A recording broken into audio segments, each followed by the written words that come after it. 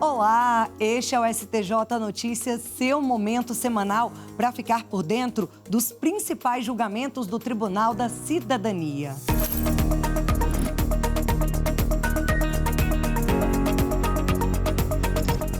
Nesta edição, você confere. Sexta turma anula condenação e manda soltar acusado de envolvimento no crime da 113 Sul.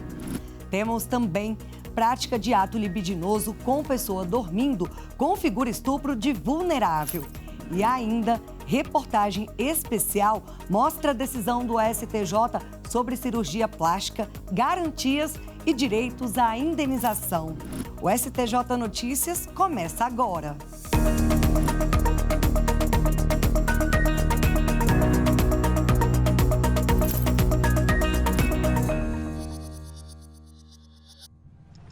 Superior Tribunal de Justiça anula a condenação de homem por suposta participação no crime da 113 Sul em Brasília.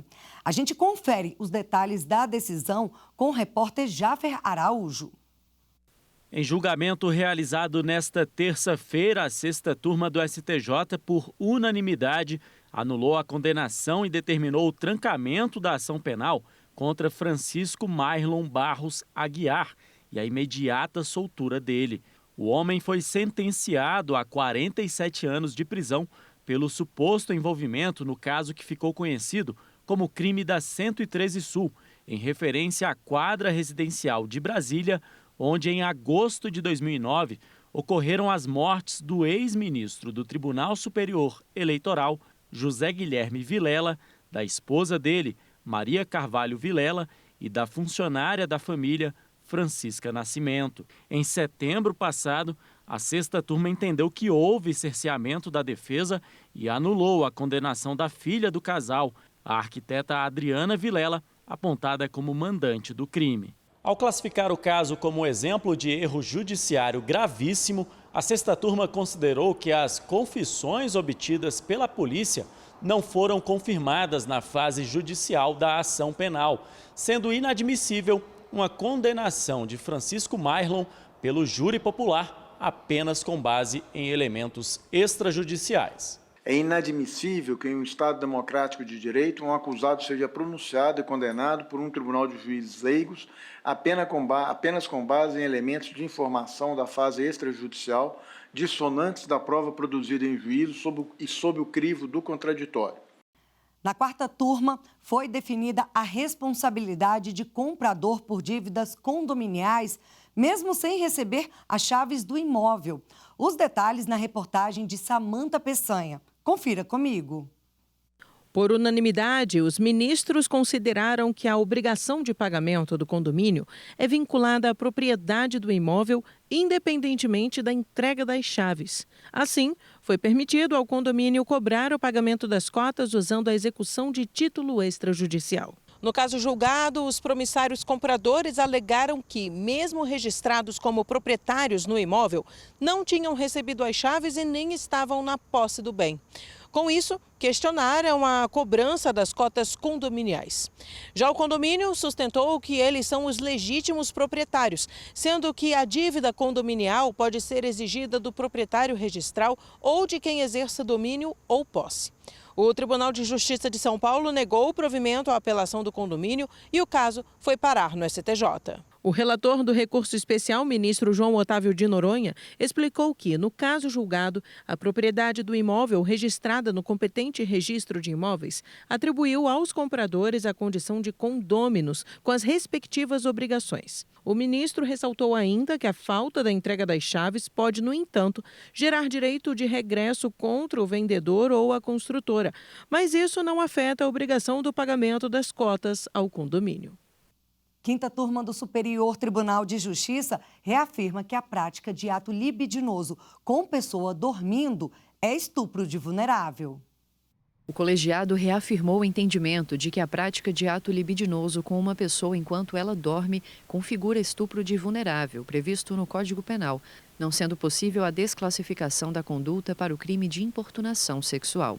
Na origem do caso julgado, um homem foi denunciado por estupro de vulnerável pelo Ministério Público e foi condenado em primeira instância. Mas o Tribunal de Justiça de São Paulo desclassificou o crime para importunação sexual, após entender que não teria sido comprovada incapacidade de resistência e considerar que, embora a conduta do réu seja repugnante, ele não constrangeu a vítima por meio de violência ou grave ameaça. Em decisão monocrática, o relator no Superior Tribunal de Justiça, ministro Joel Ilan Paciornik, deu provimento ao recurso especial do Ministério Público para restabelecer a sentença, e a quinta turma confirmou o entendimento do ministro. No voto, ele observou que o STJ tem precedentes nos quais, em casos semelhantes, bastou a presença do dolo específico de satisfazer a lascívia para que ficasse caracterizado o crime de estupro de vulnerável. O entendimento do colegiado, por fim, foi o de que, nessas hipóteses, é inadmissível a desclassificação para o crime de importunação sexual e a condenação do réu foi restabelecida. Você confere agora mais um dos destaques aqui do STJ. No julgamento, a quinta turma do STJ manteve decisão monocrática do relator, ministro Messode Azulay Neto, que considerou intempestiva uma apelação apresentada pela Defensoria Pública do Distrito Federal. Segundo a Defensoria, a intimação do caso ocorreu em 4 de abril de 2023, tendo o prazo de 10 dias para a consulta começado no dia 5, com ciência automática no dia 14 do mesmo mês. O argumento foi de que o prazo recursal teria começado a fluir em 17 de abril, primeiro dia útil subsequente, e finalizado no dia 26. Dessa forma, alegou que a apelação apresentada em 25 de abril seria tempestiva. O ministro relator Messode Azulay Neto explicou que a lei determina que o prazo de 10 dias corridos para a consulta tem contagem iniciada na data do envio da comunicação eletrônica e não no dia seguinte. O ministro ainda destacou que a existência de feriado forense no período não altera essa sistemática, uma vez que o prazo para a consulta é contínuo. Assim, o relator verificou no caso julgado que, tendo a intimação eletrônica sido enviada em 4 de abril de 2023, o prazo de 10 dias corridos para a consulta acabou em 13 de abril. A partir daí, foi iniciado o prazo recursal em dobro de 10 dias. Esse sim, contado a partir do dia seguinte, que se exauriu em 24 de abril, antes do envio da apelação da Defensoria. No agronegócio, 2 termos que sempre surgem são CPR e Operação Barter. Eles estão diretamente relacionados à forma como os produtores rurais financiam as atividades. Recentemente, a terceira turma do STJ decidiu como esse crédito deve ser tratado no contexto de recuperação judicial. Os ministros decidiram por unanimidade que o crédito representado pela CPR vinculada à Operação Barter não deve ser incluído nos efeitos da recuperação judicial, mesmo quando a execução for convertida em cobrança por quantia certa, devido ao descumprimento do contrato. Mas, afinal, o que são esses 2 termos? Bom, a Operação Barter é uma troca onde o credor fornece insumos para o produtor rural e é pago com a colheita futura do produtor. Esse tipo de acordo é formalizado pela Cédula de Produto Rural, conhecida como CPR, que é um título que representa a promessa de entrega de produtos agrícolas. O pagamento pode ser feito de 2 formas: física, em que o credor recebe a quantidade de produto estipulada no contrato, enquanto na liquidação financeira ele recebe o valor equivalente ao preço do produto, conforme índice acordado na CPR. No caso julgado, uma empresa ajuizou ação de execução para a entrega de soja por meio de CPR, emitida em 2018, vinculada a uma operação barter. Quando a obrigação não foi cumprida pelos devedores em recuperação, a empresa credora pediu a conversão da execução em cobrança por quantia certa. Mas, em primeira instância, o crédito foi incluído na recuperação judicial e a empresa inserida no quadro geral de credores. O Tribunal de Justiça de Mato Grosso manteve a sentença por entender que a situação é anterior à Lei de Recuperação Judicial de 2020, que garante que as CPRs físicas e as operações barter não são afetadas pelo processo de recuperação. O caso, então, foi parar no STJ. Na terceira turma, o relator do recurso especial, ministro Ricardo Vilas Boas Cueva, explicou que as alterações da Lei 14.112 de 2020 visam conciliar a recuperação judicial dos produtores rurais às práticas do agronegócio. Ele também destacou que não há conflito entre a Lei de Recuperação Judicial de 2005 e a Lei da CPR, que institui que não se sujeitam aos efeitos da recuperação judicial os créditos e as garantias cedulares vinculados à CPR com liquidação física, inclusive representativa de operação barter. Por fim, o ministro observou que, embora a CPR tenha sido emitida em 2018, a classificação na recuperação judicial só foi necessária em 2023, seguindo a nova lei. Como regra, apenas as condenações penais definitivas podem impedir que um cidadão ingresse, mediante concurso, em algum cargo público. Contudo, o STJ entendeu que nos casos de carreiras de segurança pública, os critérios devem ser mais rigorosos. A decisão da segunda turma do Superior Tribunal de Justiça é referente a um candidato que havia sido aprovado nas 4 primeiras fases do concurso para escrivão da Polícia Civil do Pará. Apesar de ter avançado no concurso, o candidato foi eliminado na subfase de investigação criminal e social. O Núcleo de Inteligência da Polícia Civil do Pará informou que ele respondia a uma ação penal pelo crime de homicídio qualificado, já teria sido expulso da Polícia Militar e tentado suicídio.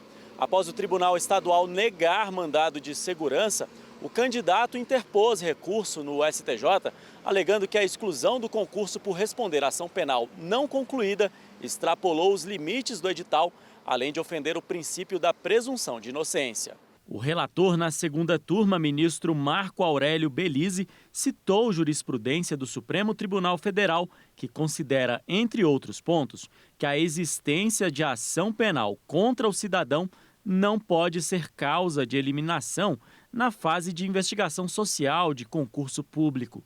Contudo, o ministro ponderou que esse mesmo posicionamento admite que sejam exigidos critérios mais rigorosos para carreiras da segurança pública.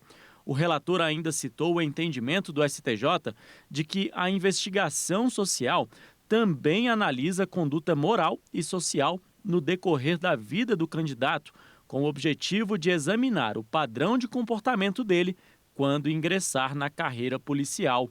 Assim, o colegiado concluiu que não houve qualquer ilegalidade na exclusão do candidato. E agora a gente recebe no estúdio a jornalista Fátima Uchoa, que vem trazer outras decisões de destaque aqui do STJ. Fátima, muito obrigada pela sua participação aqui no nosso programa. Imagina, Kátia, uma alegria toda minha participar com você e com o seu público aqui do STJ Notícias. E o que você traz para a gente? Kátia, é o seguinte, né? Eu vou começar com uma decisão da terceira turma, que entendeu que quando um casal se separa e um deles é sócio cotista de uma empresa, o ex-cônjuge que não é sócio tem direito a receber parte dos lucros e dividendos que foram pagos ao sócio, porque as cotas da empresa fazem parte do patrimônio comum do casal. E para o colegiado, esse direito vale desde a separação de fato até o pagamento dos haveres, que são aqueles valores correspondentes à participação do sócio no patrimônio da sociedade, apurados quando ele se desliga dessa sociedade, Kátia. E Fátima, tem destaque também na segunda turma? Tem sim, Kátia, eu vou contar então. O colegiado decidiu que o Estado do Paraná deverá apresentar no prazo de 1 ano um plano para viabilizar o cumprimento de pena em regime aberto no município de Rolândia. Se essas medidas adotadas forem insuficientes, o Estado terá de construir uma casa do albergado. E o STJ definiu ainda que a Justiça do Paraná deverá acompanhar a execução do plano juntamente com autoridades públicas e de setores da sociedade. Tá certo, Fátima. Muito obrigada mais uma vez pela sua participação aqui no estúdio. Imagina, Kátia, mais uma vez eu agradeço, conte sempre comigo e a gente se encontra. Tchau. Tchau. Ainda no direito público, a primeira turma reafirmou a jurisprudência segundo a qual a anulação de questões de concurso em ação individual não tem efeito para todos os candidatos. A decisão da primeira turma do Superior Tribunal de Justiça reafirmou a jurisprudência segundo a qual a anulação de questões de concurso público em razão de decisão judicial proferida em ação individual não tem efeito erga omnes, ou seja, para todos. Com esse entendimento, o colegiado negou o provimento ao recurso de um candidato inscrito no concurso de admissão ao curso de formação de soldados da Polícia Militar do Rio de Janeiro. Ele pretendia obter a pontuação decorrente da anulação de questões da prova objetiva, decidida em ações individuais, ajuizadas por outros candidatos. O relator na primeira turma, ministro Benedito Gonçalves, citou o entendimento do Supremo Tribunal Federal de que não compete ao Judiciário substituir a banca examinadora para reexaminar o conteúdo das questões e os critérios de correções utilizados, salvo ocorrência de ilegalidade e inconstitucionalidade. Também ressaltou a jurisprudência do STJ no sentido de que as regras do edital são consideradas verdadeira lei interna do certame. O ministro ainda citou, com base no Código de Processo Civil, que a sentença tem efeito apenas para as partes do processo. Sendo assim, concluiu que o candidato do caso concreto não tinha direito a ser beneficiado, pois o edital do concurso previa que a pontuação decorrente da anulação só seria atribuída a todos os inscritos apenas se o recurso fosse admitido pela própria banca examinadora. No canal do STJ no YouTube, a nossa playlist Peças Processuais está com vídeo novo. Vamos dar uma conferida? Você sabe como questionar quando uma decisão judicial contrariar a Constituição Federal? Nessa hora, entra em cena o recurso extraordinário, que deve ser julgado pelo Supremo Tribunal Federal. Mas o que acontece antes de chegar lá? Quais os requisitos para ser admitido? Qual a atribuição do STJ nesses casos? Você confere no próximo vídeo da série Peças Processuais. Confere lá a playlist completa no canal do STJ no YouTube. Vai ajudar você a entender melhor o dia a dia dos julgamentos no Tribunal da Cidadania. Cresce cada vez mais a busca por procedimentos estéticos no Brasil. De acordo com a Sociedade Internacional de Cirurgia Plástica e Estética, o país é o segundo no ranking mundial, atrás apenas dos Estados Unidos. Nesse cenário, muitas vezes o resultado não sai como esperado. No STJ, decisões têm reafirmado que cirurgiões plásticos devem garantir o êxito do procedimento. Você vai conhecer melhor essa jurisprudência em uma reportagem especial que eu preparei. Principalmente a gente faz uma cirurgia para quê? Para aumentar cada vez mais a nossa autoestima. E a minha autoestima foi roubada, né? Eu não consigo mostrar minhas costas, eu não consigo usar um cropped, eu não consigo usar um biquíni. A cirurgia de lipoaspiração foi feita em Goiânia com um médico indicado por uma amiga. Ao chegar em casa, em Brasília, Sayara retirou a fita pós-operatória e ficou horrorizada com o que viu. Lipou demais. Lipou que necrosou. E depois de quase 10 dias eu tive trombose, né? Aí tive que ser hospitalizada rápido, por conta que a trombose morre. E o fator da trombose foi a questão da necrose, né? Mas não tem um parecer dele, entendeu? Do que pode ter acontecido. A empresária entrou na justiça e conseguiu uma indenização por danos morais, estéticos e materiais. O dinheiro no mundo não paga, né? Porque a indenização principalmente foi para o tratamento, né? Que até hoje ainda estou fazendo. O médico que operou a Sayara foi condenado por omitir os riscos da cirurgia. Nos tribunais brasileiros, decisões têm garantido que pacientes sejam indenizados mesmo sem a ocorrência de erro médico, em caso de falha na prestação de informações sobre o procedimento estético. Essa proteção ganha o reforço da jurisprudência do Superior Tribunal de Justiça, que recentemente foi além ao firmar o entendimento de que, se tratando de cirurgia plástica estética não reparadora, caso o resultado seja desarmonioso, segundo o senso comum, presume-se a culpa do profissional e o dever de indenizar, ainda que não tenha sido verificada imperícia, negligência ou imprudência. De acordo com decisões do Superior Tribunal de Justiça, cirurgiões plásticos devem garantir o êxito de procedimentos estéticos. Segundo o entendimento da Corte, existe entre médico e paciente uma relação contratual de resultado que precisa ser honrada, considerando que os profissionais prometem um determinado resultado e utilizam, inclusive, programas de computador que projetam imagens de narizes, bocas, olhos, seios e barriga por meio de montagens para que o cliente decida como quer. Ainda que o resultado não tenha sido como aquele que ele gostaria, o médico explicar, acolher e fazer com que ele compreenda que naquela condição daquele paciente, aquele resultado não seria atingido e ele não teria como prometer em virtude da situação específica daquele paciente. Luciano Chaves, diretor da Sociedade Brasileira de Cirurgia Plástica e cirurgião plástico há mais de 30 anos, explica que intercorrências podem ocorrer em qualquer cirurgia. Por isso, é tão importante que o médico seja transparente e esclareça os possíveis resultados, sejam positivos ou negativos. Esse termo de consentimento informado, o cirurgião divide solidariamente com o paciente as responsabilidades do seu cuidado pré e pós-operatório. De acordo com o último levantamento realizado pela Sociedade Internacional de Cirurgia Plástica e Estética, o Brasil liderou o ranking de cirurgias plásticas em todo o mundo em 2023.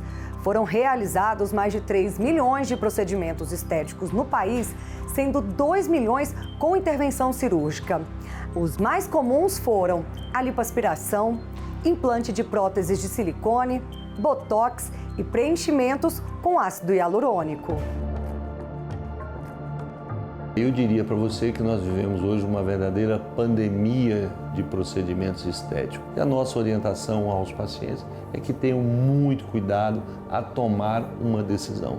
E o nosso aconselhamento é: procure um especialista em cirurgia plástica, procure um especialista em dermatologia para realizar os seus procedimentos estéticos. A gente confiou um sonho da gente na mão de uma pessoa e virou um pesadelo, né? Todo dia, quando eu me olho para o espelho, eu vejo o erro que eu fiz, né?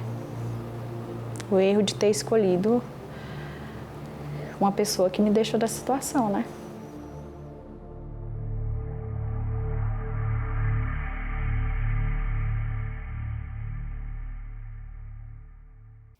Estamos finalizando mais uma edição do STJ Notícias, além de todas as reportagens que você acompanhou. Ao longo do nosso programa, temos outras decisões e informações no site oficial e no canal do STJ no YouTube. Tem também os nossos perfis nas plataformas de áudio e nas redes sociais. Até semana que vem. Tchau, tchau.